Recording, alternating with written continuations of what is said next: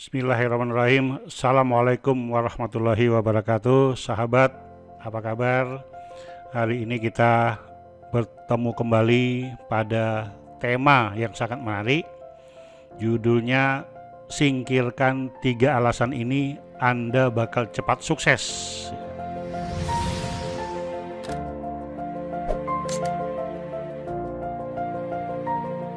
Oke, sahabat, apakah Anda juga termasuk orang yang seperti banyak orang yang ingin sukses dalam usaha tetapi sering mengalami kendala? Misalkan kendala tidak cukup modal, tidak cukup waktu, tidak punya koneksi. Apakah Anda juga mengalaminya? Sebelum kita bahas permasalahan bagaimana bisa mengatasi kendala tersebut, saya ingin menyampaikan apa sukses itu, apa definisi sukses. Banyak sekali orang mengartikan sukses, tapi saya hanya membuat definisi, membuat arti sukses secara simpel saja. Sukses adalah tercapainya semua impian Anda, apa saja misalkan, misalkan Anda ingin punya impian punya mobil terbaru, merek terbaru, misalkan ingin punya mobil Mercy, BMW atau Pajero, atau apapun yang menjadi impian Anda. Anda juga ingin punya impian punya rumah idaman, di dalamnya ada mungkin 3 atau 4 kamar tidur, ada halamannya, ada kolam renang, dan sesuatu yang Anda bayangkan. Kemudian Anda juga ingin punya impian traveling keliling dunia, keliling Eropa, atau Anda ingin berangkat umroh atau haji bersama orang tua, itu juga impian. Impian berikutnya adalah impian mempunyai pasangan yang harmonis, itu juga impian seseorang. Apapun impian Anda, yang pertama adalah Anda harus punya alasan kuat supaya apa? Supaya Anda tahu bagaimana cara mencapainya. Sukses punya jalannya, punya caranya, punya kiatnya, dan ada strateginya. Namun semua jalan itu akan sia-sia bila Anda tidak membuang penyakit kronis yang ada dalam diri Anda. Penyakit apa itu? Penyakit itu adalah penyakit banyak alasan, terutama 3 alasan ini.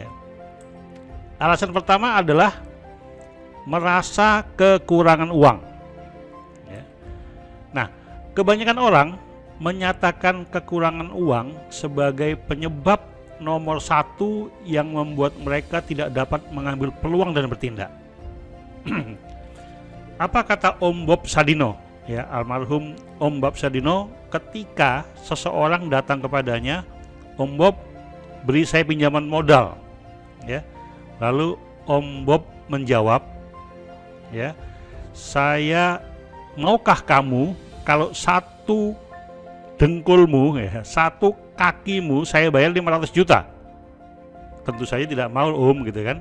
Lalu, nah dengan demikian kata Om Bob, kamu sudah punya modal 1 miliar. Artinya apa? Karena 2 dengkulnya itu 2 kali 500 juta 1 miliar. Berarti yang bersangkutan punya modal 1 miliar. Itu baru kaki, belum kedua tangan, belum pikiran, belum ide-ide yang bagus. Itu semuanya adalah bernilai modal, bernilai uang kalau kita mau usaha. Yang membuat orang tidak berusaha bukan karena kekurangan uang, tapi adalah perasaan minder. Apa itu perasaan minder? Perasaan tidak berdaya. Itu adalah penyakit kronis yang melumpuhkan otak mereka sebelum digunakan maksimal. Jadi perasaan minder itu dapat melumpuhkan otak. Otak jadi tidak berfungsi normal, ya, otak menjadi otak malas, otak menjadi banyak alasan, ya. Jadi untuk itu hadapi dulu, selesaikan dulu urusan rasa minder ini, bukan masalah uangnya, tapi masalah perasaan minder tadi.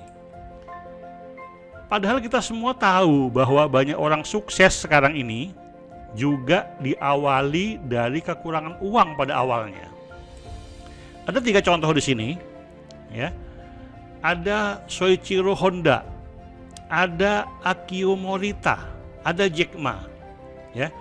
Siapa Soichiro Honda? Yang punya Honda tentunya. Ketika dia pertama kali mendirikan Honda, tentunya itu sangat tidak mudah, ya. Sangat tidak mudah kalau kita bicara riwayatnya. Itu juga Akio Morita yang punya Sony Corporation. Kita tahu Alibaba, ya. Jack Ma, pemilik multimiliarder dunia digital, punya marketplace Alibaba. Sebelum dia menjadi orang sukses, dia pernah melamar dan beberapa kali ditolak hanya untuk jadi karyawan di KFC, Kentucky Fried Chicken, aja dia ditolak.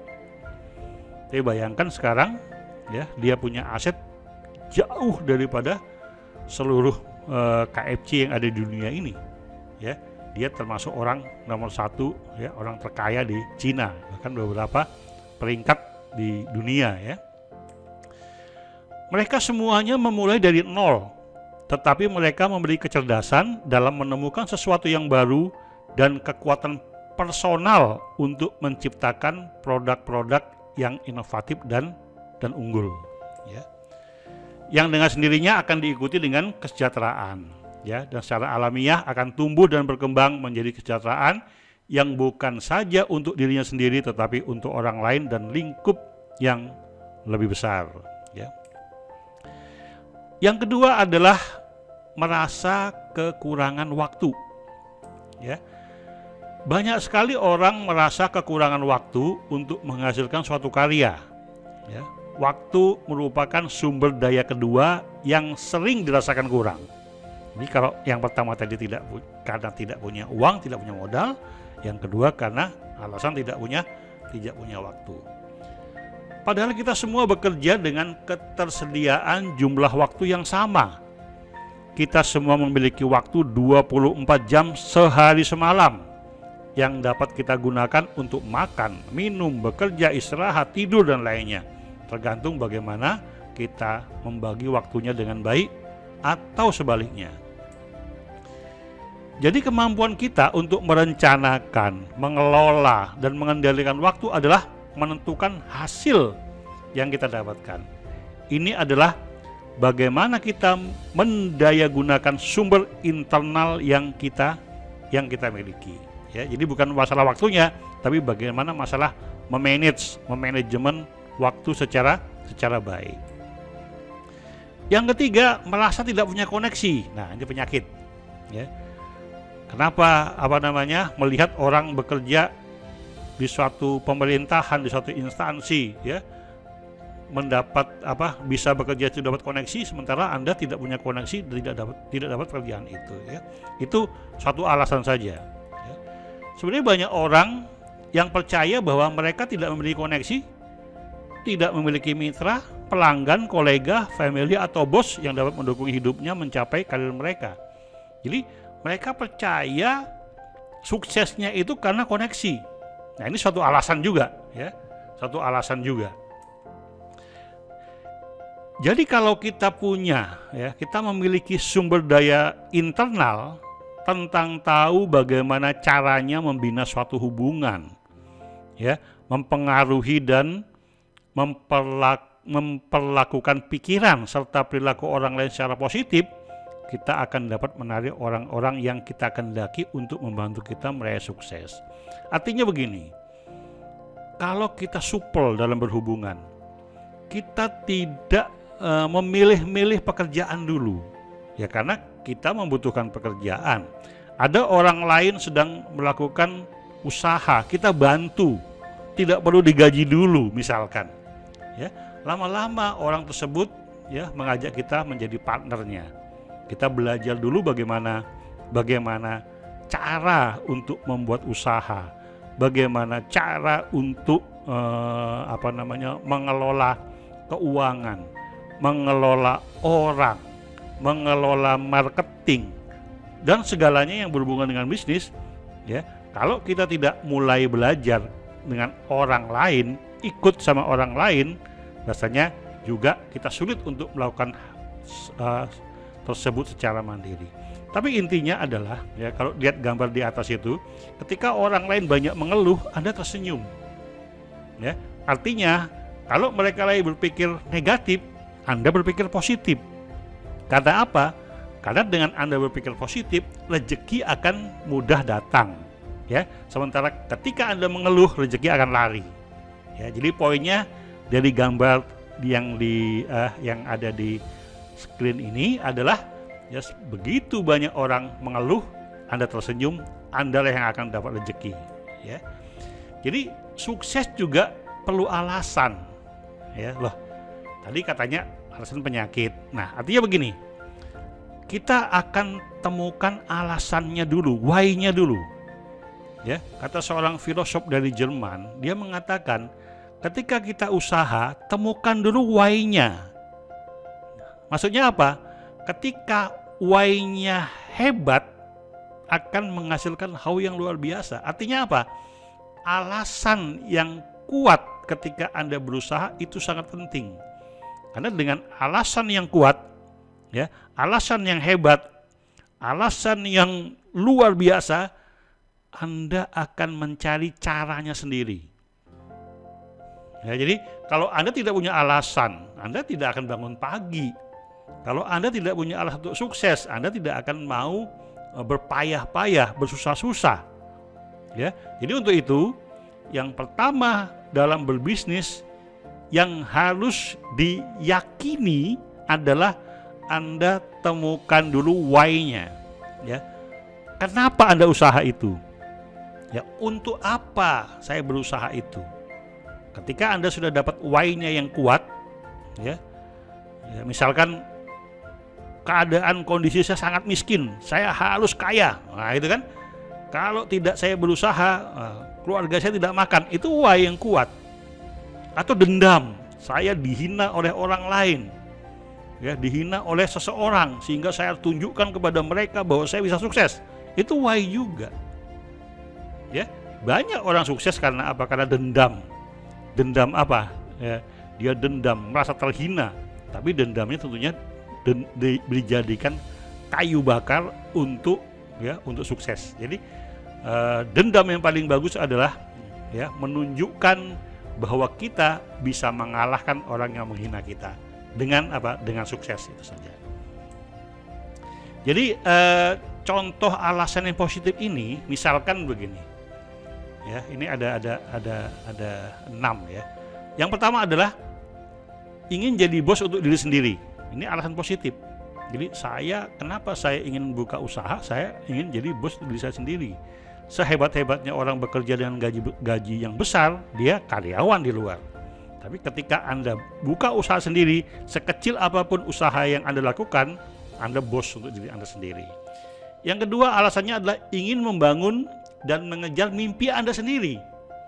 Kalau Anda bekerja di orang lain, ya, Anda membantu orang lain mengejar mimpinya. Ya, ketika Anda punya usaha sendiri, Anda membangun dan mengejar mimpi Anda sendiri. Seperti tadi, ya, mimpi punya rumah, mimpi punya mobil, ingin punya jalan-jalan ke luar negeri, mengumrohkan orang tua, menghajikan orang tua, dan lain-lain, itu mimpi Anda sendiri. Ya. Nah, yang ketiga adalah ingin membuka peluang untuk orang lain. Nah, ini suatu hal yang mulia. Ketika Anda ingin berusaha, ya, tidak diniatkan untuk diri sendiri tapi untuk membantu orang lain, nah, ini sudah punya value, sudah punya hal yang positif, ya.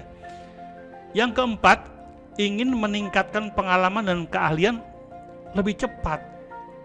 Ketika kita sama orang lain, ya, pengalamannya mungkin kita dapatkan, tapi belum tentu sesuai dengan keahlian kita. Tentunya sesuai dengan sesuai dengan keahlian yang dibutuhkan oleh perusahaan tersebut. Tapi kalau Anda mendirikan usaha sendiri, ya, pengalaman dan keahlian akan lebih cepat Anda dapatkan, ya. Kalau Anda tidak berhasil, Anda akan mencari kenapa tidak berhasil. Kalau Anda penjualannya menurun, Anda akan mencari di mana letak kesalahannya. Apakah ada kompetitor baru? Apakah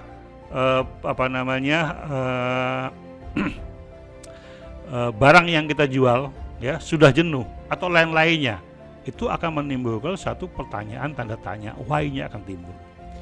Yang kelima, lelahnya sama, kepuasannya beda.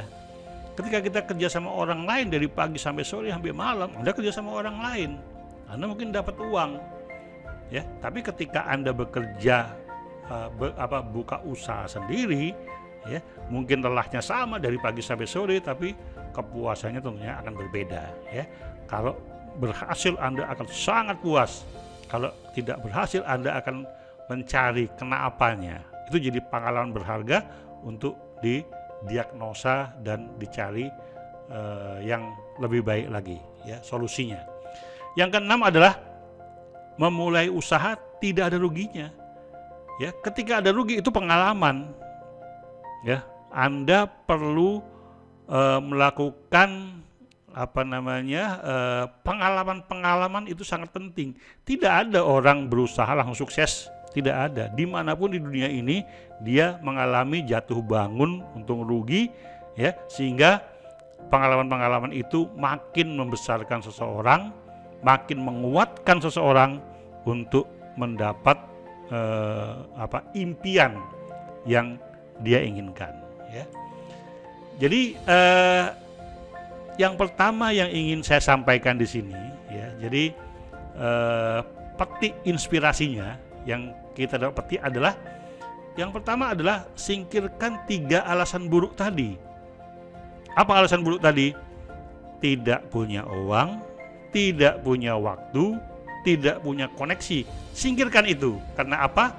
Karena Anda lebih hebat dari 3 orang itu. Ya, impian Anda lebih hebat dari ketiga alasan tadi. Ya, dan kemudian temukan alasan positif yang buat Anda punya alasan untuk menjadi sukses luar biasa. Saya kira demikian, sahabat inspirasi. Terima kasih atas kesempatannya, dan kita bertemu pada inspirasi-inspirasi yang akan datang. Tetap di channel ini. Terima kasih. Wassalamualaikum warahmatullahi wabarakatuh.